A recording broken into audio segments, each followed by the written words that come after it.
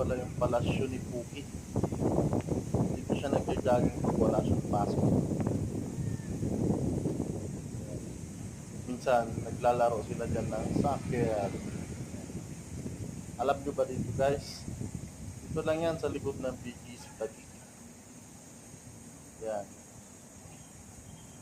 Lapad, di ba? Yan, dito sila lalaro ng golf. Tsaka papatakbo ng mga kabayo nila. Yan. Yan, paikot yan. Nandun. Yan. Kompleto dyan guys. May mga ano dyan, may mga restaurant. May mga restaurant, may Chinese restaurant, Filipino restaurant, Japanese restaurant. Lahat nandito. Doon yung parking ng mga sasakyan. Ganda dito guys, lalo pag ano, gusto mo pag